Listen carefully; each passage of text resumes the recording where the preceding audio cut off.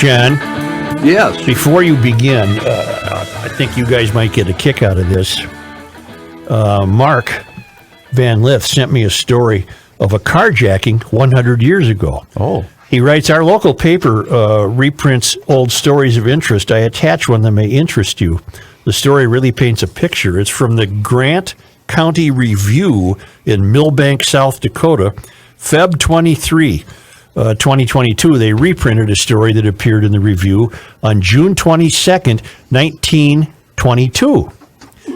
Local man received the fright of his young life. Victor Amdahl, a clerk in the Plymouth Clothing Company store in this city, had an experience Tuesday night that he has no longing or desire to have repeated. Victor was driving on the Lake Road about a mile east of Linden Beach Road at about 11 o'clock Tuesday evening when he noticed a car standing in the middle of the road a short distance ahead of him with the lights out.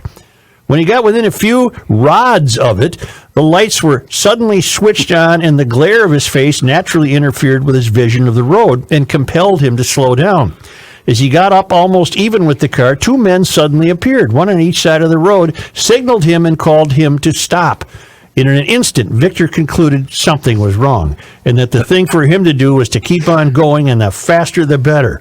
Accordingly, instead of stopping, he fed the Ford all the gas it could digest to advantage, and from all available information, put on a speed demonstration that would have been a credible attraction at a county fair. God, that kid used to be able to write. No kidding. Wonderful. As soon as the men who had attempted to stop him discovered he was determined to get away from them, they brought their revolvers into play, and Vic says that he heard at least 5 shots fired, that the fellows were not merely shooting for fun or for the purpose of scaring Mr. Amdahl is amply demonstrated by the fact that one of the bullets struck the back of the car seat about 18 inches distant from him, and another apparently struck the axle.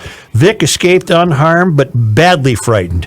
A holdup had evidently been carefully planned and was foiled only by Mr. Amdahl's refusal to stop, even when the bandits resorted to bullets as a means of persuasion. Sheesh. Well, they had carjackings in 1922. Wow.